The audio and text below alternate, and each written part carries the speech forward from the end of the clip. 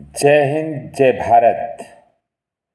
आज मेरे भारत को उस मानवीय धरातल की जरूरत है जहां सभी धर्मों का सम्मान करते हुए, सभी धर्मों का अनुसरण करते हुए मानवता को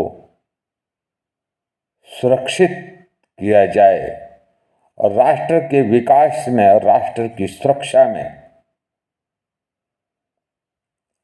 ये सबसे पहली आवश्यकता है। अगर जाति धर्म के नाम पर भारत की धरती पर उन्माद पैदा किया जाता है तो ये राष्ट्र के लिए सबसे घातक और विनाशकारी है। कोई किसी से मिटने वाला नहीं है और ना ही कोई किसी से दबने वाला है। कुछ लोगों को और खास करके सत्ता पर काबिज हुए हैं धार्मिक ध्रुवीयता के आधार पर, उनके खून मुंह लग गया कि वो ये समझते हैं कि हम सिखों को मिटा करके, मुसलमानों को मिटा करके, ईसाइयों को मिटा करके, SC/ST को दबा करके, आदिवासियों को उखाड़ करके हम सत्ता में बना रहेंगे। धर्म के नाम पर मुसलमानों को टारगेट करेंगे, मुसलमानों के नाम पर नफरत की खेती करेंगे और हिंदुत्व का नारा देंगे। ना वो हिंदुस्तान के हैं, ना वो किसी धर्म के हैं। आज ऐसे ही मानव रूपी धार्मिक ध्रुवीयता का जहर घोलने वाले जानवरों के द्वारा सत्ता का संचालन हो रहा है। इनके खून मुंह लग गया और ये नफरत को इस हद तक ले जा चुके हैं कि सेना के धरातल को भी धार्मिक ध्रुवीयता का आधार बना रहे हैं। सेना के प्रांगण में भी धार्मिक ध्रुवीयता का जहर घोलने का षड्यंत्र संचालित कर रहे हैं। इनके बहुत से कारनामे जिन पर अभी खामोशी है। हम नहीं चाहते कि किसी तरीके से भी राष्ट्र का नुकसान हो, राष्ट्र के मानवता का नुकसान हो, धर्म का आंचल गंदा हो। धर्म मानवता की सुरक्षा के लिए बनाए गए हैं। धर्म का निर्माण मानवीय जीवन को सुरक्षित और ईमानदारी से जी सके। हर मनुष्य अपना प्राकृतिक जीवन जी करके इस दुनिया से जाए और भारत में हर आस्था को मानने वाले, हर धर्म को मानने वाले लोग रहते हैं। अलग अलग प्रक्रिया से धर्म की पालना करते हैं।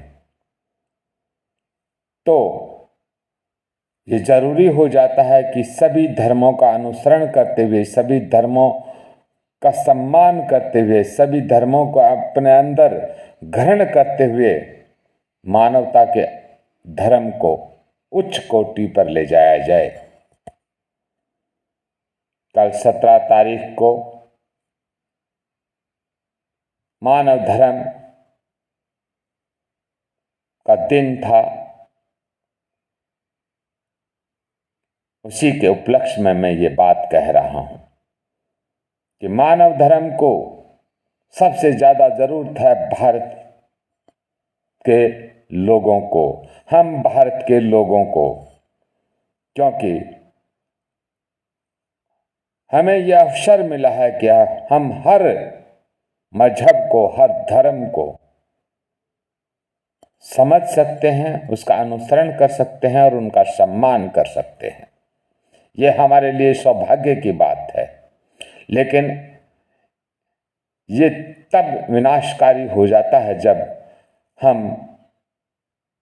आस्था के आधार पर नफरत फैलाने लगते हैं। तो ये हमारे राष्ट्र के लिए, हम भारत के लोगों के लिए इतना विनाशकारी हो जाता है कि हम मानवता के वजूद को ही खत्म कर देते हैं।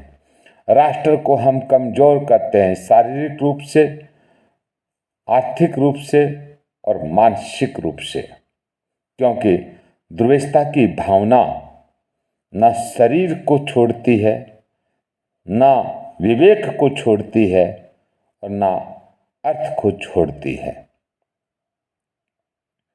इसलिए मैं सभी उन मानव प्रेमी और राष्ट्र प्रेमी लोगों से अनुरोध करता हूं कि धार्मिक उन्माद पैदा करने वालों से बचें और धार्मिक उन्माद पैदा करने वालों को ऐसा दंड दें कि वो सुधर जाएं। उनको सुधारगाह में रखने की जरूरत है, उन्हें खुला छोड़ने की जरूरत नहीं है, क्योंकि वो इंसान नहीं रहे, जानवर बन गए हैं। और आज मेरे राष्ट्र की सरकार में ज़्यादातर ऐसे जानवर बैठे हैं जो सरकार का संरक्षण पा करके मानवता की हत्या कर रहे हैं, राष्ट्रवाद की हत्या कर रहे हैं। ना मुसलमान मिटने वाला है, ना सिख मिटने वाला है, ना ईसाई मिटने वाला है, ना बौद्धिस्ट मिटने वाला है, और अब ना SC ST झुकने वाला है, और ना आदिवासियों को उखाड़ा जा सकता है। ये चंद जातियों के लोग जो नफरत की खेती कर रहे हैं, और जो नफरत की खेती करने वाले अब इनको सलाखों के पीछे बंदी बना करके डालने की जरूरत है, या फिर इनके भेजे फ्राई करने की जरूरत है। चाहे वो हैदराबाद का राजा भैया हो, चाहे वो पुष्पेंद्र कुलश्रेष्ठ हो जो धर्म के नाम पर मुसलमानों को गालियां देता रहता है। मैं ऐसे जानवरों को खुला बता देना चाहता हूं कि ये समझते होंगे कि हमारे इन भाषणों से और हमारे इन कर्तव्यों से मुसलमान डर जाएंगे, सिख डर जाएंगे। पुष्पेंद्र कुलश्रेष्ठ सुरक्षा में क्यों रहता है? राजा भैया सुरक्षा में क्यों रहता है? और तुमने अगर इतनी हिम्मत अपने अंदर पैदा कर रखी है तो खुले आम नागरिक की तरह सामने आओ। जिस भाषा में भी समझोगे उसी भाषा में समझाएंगे।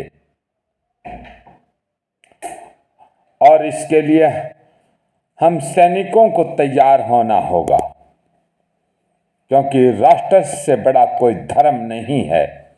अपने वतन की मिट्टी को नमक और राष्ट्र को धर्म,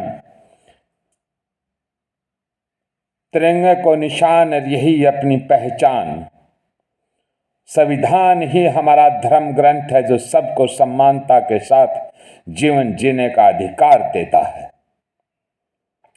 और इस संविधान को हम भारत के लोग किसी भी रूप में ना खत्म होने देंगे, ना बदली होने देंगे। और जो जानवर सत्ता की कुर्सी पर बैठ गए हैं वो ये समझते हैं कि हम जो भी कानून बनाएंगे धर्म के आधार पर, एक ही जमात के लोग, वो कानून मान्य होगा।